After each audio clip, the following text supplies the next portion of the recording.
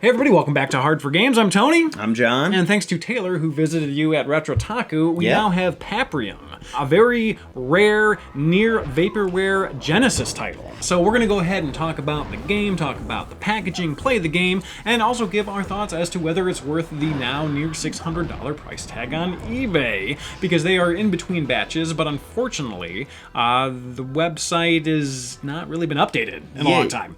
As of the recording of this, it's somewhat ambiguous if Watermelon will ever return, but the problem is like half the information is basically Twitter drama? Yeah. I don't have time to keep up with that shit, so I don't know what the hell's going on. It's real hit or miss when it comes to what to expect with that company, but I do expect some fun tonight. Hey YouTube, what's up? I just bought this game. You can see it's got, there's a, like and subscribe my channel, but you can see there's a barcode, and it's cardboard. Oh, there's more barcode there. It's cost me about, I don't remember what I paid.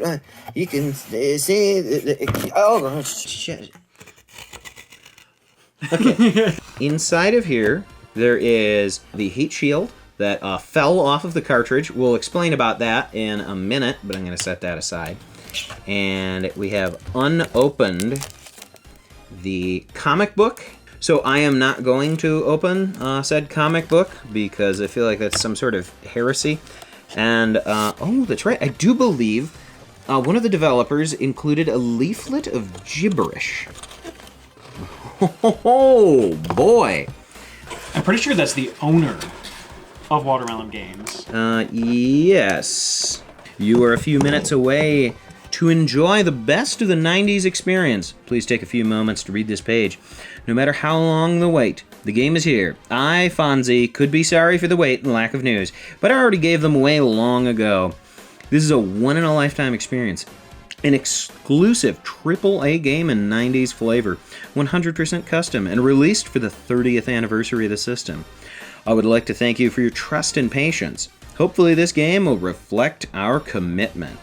Words of warning, this game runs at a full frame rate and will optimally display on a CRT screen. Don't assume your PS4's flat screen is a good fit. Most PS4 games run at half, interlaced frame rates, and the screen adds several frames of lag. Fine for a 3D slideshow, bad for a real 2D game. Also, it does not run at an interlaced frame rate. Well, I mean, in some cases, some people are using 1080i. But it's like this came out in 2020. Yeah. No, they're not. There's actually surprisingly more people doing that than you think. Although broadcast television games at interlaced frame rates, that it would be less common, but it can do it, I guess. But make sure you use an original Mega Drive or Sega Genesis system. This game pushes the hardware and will underperform on clones and other freshly molded turds. Okay. I think we're good on this. Good lord. Like, this is just a rambling of an insane person. It's like 2 full pages. And you must be thinking, I've seen a Genesis before.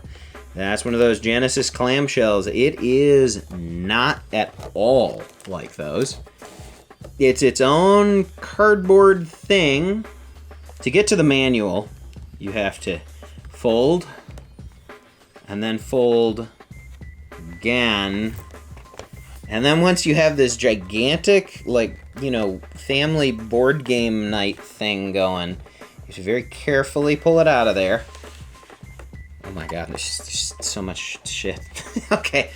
And continuing with sort of the aesthetic of this being some sort of, like, drug or pill that somebody's taking, there's this little blister pack that would normally have the game there. However, it's already been opened, so you can see the Watermelon logos on there. It says 80 megs per unit, or whatever that is. It's the same thing. Let's talk about that heat shield. Now, some of you may have seen pictures. One customer had a strange black substance melt out of their Genesis, and it kind of like deformed part of this. Let me show you what that is. What do you see there? Well, it's got that big black glob because it's got like this thermal epoxy, which should have kept this on it. But there's really nothing to scarify this side, or they may have just simply not cleaned it. So this was supposed to be on there like that. And instead, it just kind of falls off. But this epoxy was the stuff that must have melted on that guy.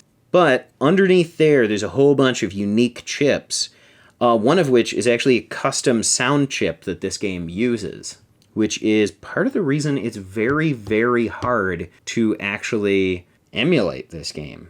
So let's take a look at these options. Options for 50 hertz, disable friendly fire, nice. Enable CPU second player. So the CPU second player actually utilizes the CPU in the Sega CD. But it's interesting because the Sega CD wasn't just like a CD add-on. It had its own CPU, it had its own like sprite scaling, other hardware that almost kind of made it its own system, and PAPRIUM actually takes advantage of that. That's really nice. So here's a really nice thing they included. CRT calibration. Oh, okay. So the grid test. Scroll test, and it's looking all buttery smooth. You know, you have all of these very specific retro gaming, like niche specialist type tests, and that really points a light at why this game took so damn long. Not specifically because of the test, but because they were so nitpicky with everything.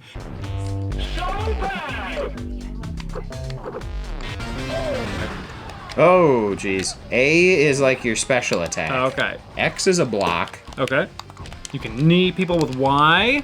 I don't have a block, as it turns out. Well, I think you also have the worst defense. That's probably why. Forward, forward, B is flip for me. So it's just a punch otherwise, but if I do forward, forward. Oh, yeah. Forward, forward. Oh, I got an uppercut. No. Mode button has a taunt. Oh, yeah. That's hilarious. So how about them colors? These colors are stellar. These sprites are stellar. You know, you can tell that it's an 80 meg game. And for those of you that constantly argue with us, that's megabit. Yeah. It's an 80 megabit game, not megabyte. Megabit, son! Oh, nice. Ride that robot. I will. Nice. Very nice. So look at this, you have multiple paths. You want to go up or down? Let's go up. Okay.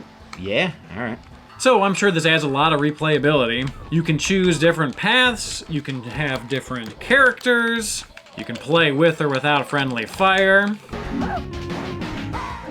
Did you just see that guy kill himself? Yeah. So there was a lot of talk in reviews regarding the game utilizing the Sega CD's CPU to power the second player. Basically the second CPU player if you wanted to have a second player but didn't have a friend. I don't know. The second player is kind of dumb. I think I get what he's going for. He's kind of rushing around trying to cover the other side of the screen. The idea being, if you had turned on friendly fire, he's supposed to be a little more conservative, stay on the other side of the screen. I think it could work. I think it'll definitely pick up some of the slack. But look, there's enemies on his side.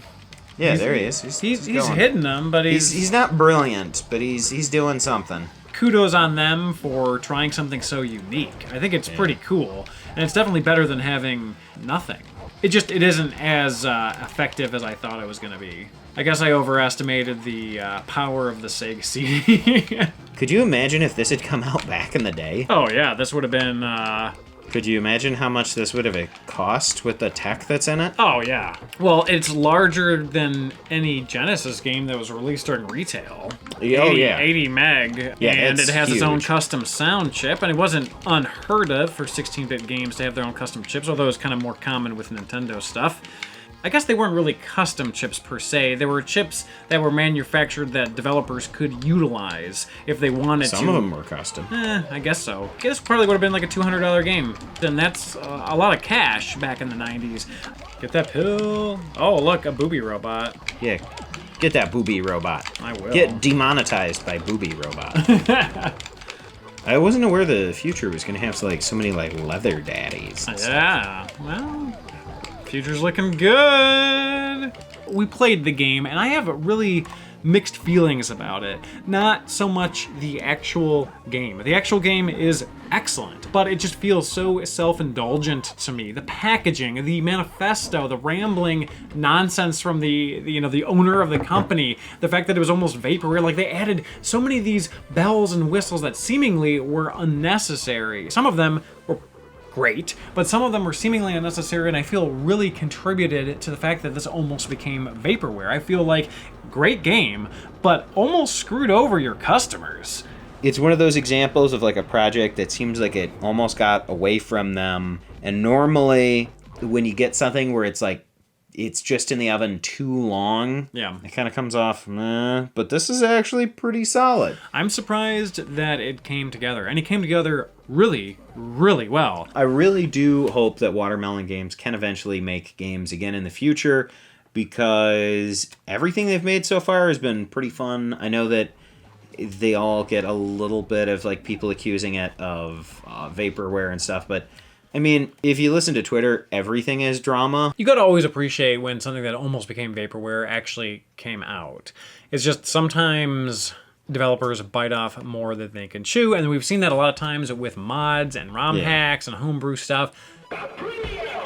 All right, well, this has been Hard4Games and PAPRIUM. I hope that you all enjoyed.